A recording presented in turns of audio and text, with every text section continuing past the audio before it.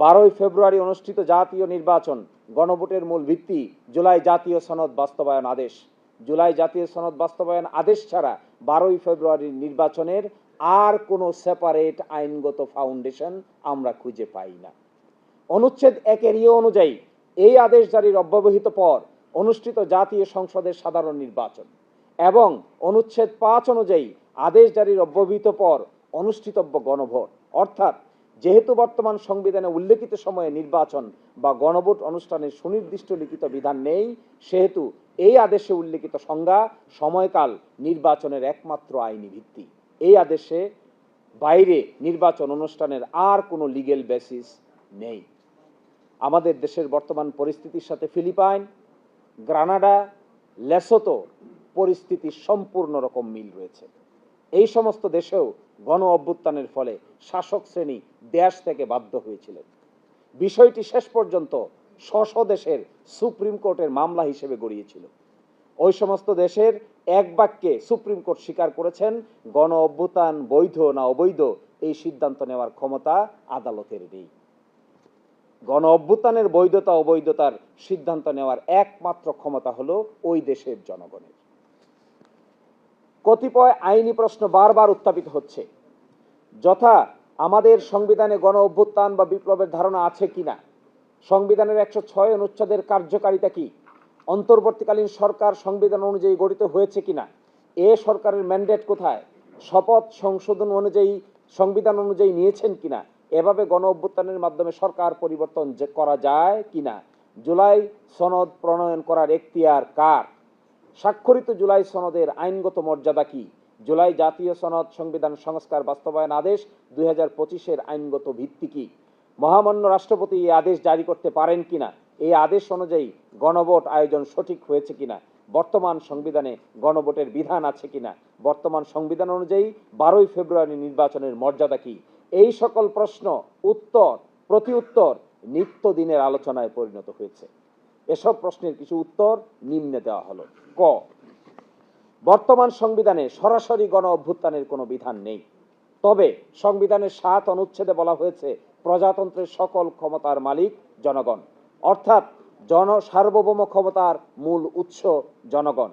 জনগণ নিয়মতান্ত্রিক উপায়ে সরকার পরিবর্তনের পথ কার্যত বন্ধ হয়ে যায়। যখন বন্ধ হয়ে যায় তখন জনগণ গণ অভ্যুত্থানের মাধ্যমে তাদের ইচ্ছা বহিঃপ্রকাশ ঘটাতে পারে। সংবিধানের 106 অনুচ্ছেদে সুপ্রিম কোর্টকে উপদেষ্টামূলক এখতিয়ার দেওয়া হয়েছে। এই অনুচ্ছেদ অনুযায়ী রাষ্ট্রপতি কোনো বিষয়ে মতামত চাইলে সুপ্রিম কোর্ট কেবল পরামর্শ বা মতামত দিতে পারেন, কিন্তু এই অনুচ্ছেদের ভিত্তিতে কোনো সরকার বৈধ বা অবৈধ এমন সিদ্ধান্ত নেওয়ার ক্ষমতা সুপ্রিম কোর্টের নেই। অন্তর্বর্তীকালীন সরকার জনগণের সার্বভৌম ক্ষমতার ভিত্তিতেই গঠিত হয়েছে। যেহেতু সংবিধান অনুযায়ী প্রজাতন্ত্রের সকল ক্ষমতার মালিক জনগণ, তাই জনগণ যদি তাদের ইচ্ছা প্রকাশের মাধ্যমে কোনো সরকার গঠন করে, তাহলে সেই জনগণের ম্যান্ডেটই হলো এই সরকারের বৈধতার মূল এবং একক ভিত্তি।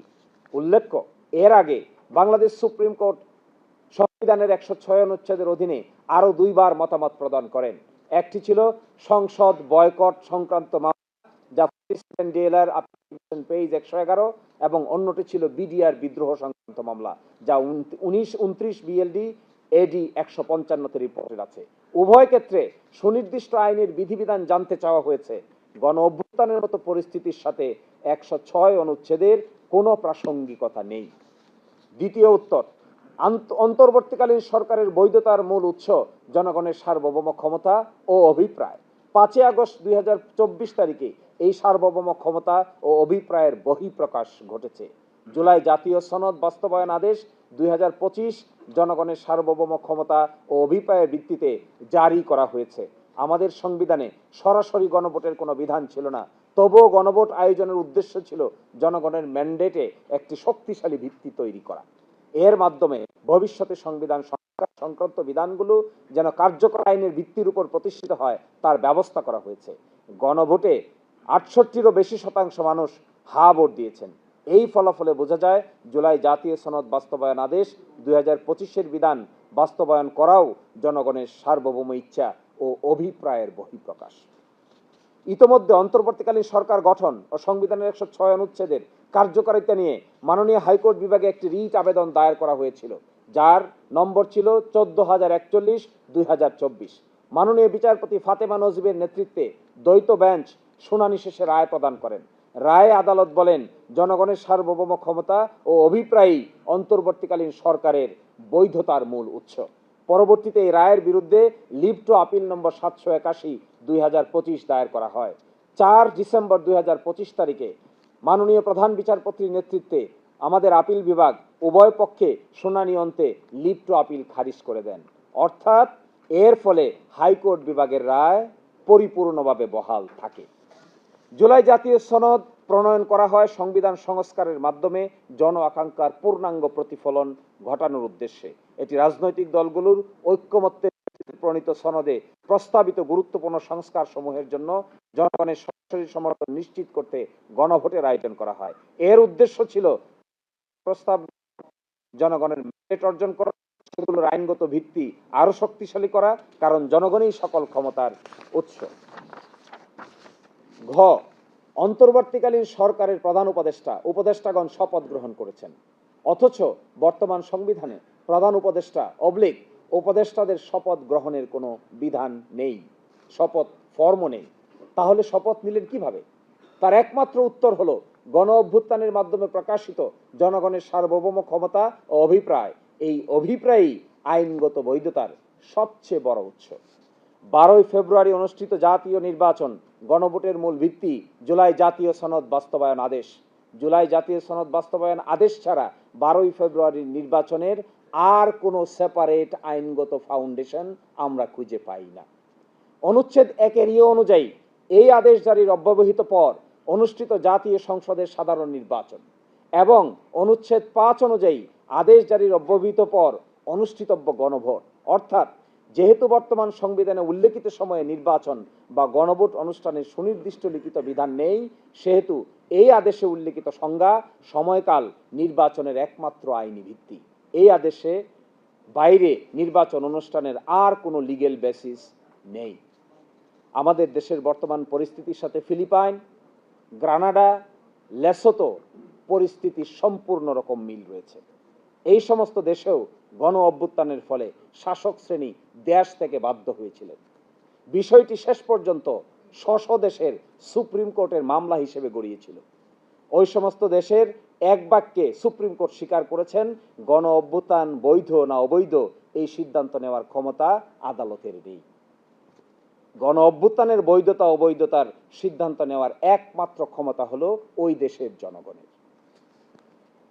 ফলে জুলাই জাতীয় সনদ বাস্তবায়ন আদেশেই জনগণের সার্বভৌম ক্ষমতা ও অভিপ্রায় প্রকাশের একমাত্র আইনগত মাধ্যম।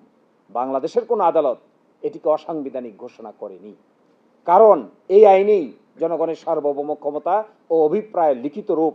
তাই জুলাই জাতীয় সনদ বাস্তবায়ন আদেশ 2025-এর অনুচ্ছেদ 7 অনুযায়ী সংবিধান সংস্কার পরিষদ গঠন করে আদেশে নির্ধারিত পদ্ধতি অনুসরণ পূর্বক সংবিধানের প্রয়োজনীয় সকল সংস্কার সম্পন্ন করাই হবে আইনসম্মত এবং যথাযথ পদক্ষেপ।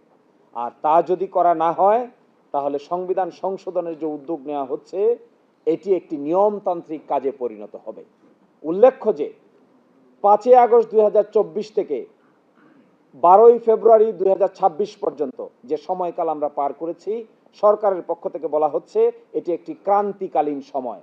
সংবিধানের 4র্থ তফসিলে তারা এটিকে একটি কাভারেজ দিতে চান। আমি প্রসঙ্গত বলতে চাই, 5ম সংশোধনীর মামলায় আপনারা দেখবেন শহীদ রাষ্ট্রপতি জিয়াউর রহমান সাহেব যে সময়ে শাসনকাল ছিল সেই শাসনকালকে তারা বৈধতা দিয়েছিলেন 5ম সংশোধনীর সময়। আমাদের সুপ্রিম কোর্ট 2010-11 সালে 5ম সংশোধনী মামলায় 5ম সংশোধনীর বিধানকে পরিপূর্ণভাবে অসাংবিধানিক ঘোষণা করেছেন, কারণ তারা সেটিকে আপদকালীন ব্যবস্থা হিসেবে 4র্থ তফসিলে জায়গা করে দিয়েছিলেন। আমরা বলছি একটি টেকসই সমাধান চাই। গণভোট এবং সংবিধান সংস্কার পরিষদ হলো টেকসই সমাধানের পথ, আর সংশোধন কোনো টেকসই সমাধানের পথ নয়। এই সংশোধনের লাইনে যারা কথা বলছেন কিংবা সরকারের পক্ষ থেকে যারা এই প্রস্তাব দিচ্ছেন, আমাদের বিবেচনায় এটি সম্পূর্ণভাবে গণ অভ্যুত্থানের প্রতি অবজ্ঞা প্রদর্শন করা হচ্ছে, এড়িয়ে যাওয়া হচ্ছে, সংবিধানের প্রতিও ইনজাস্টিস করা হচ্ছে।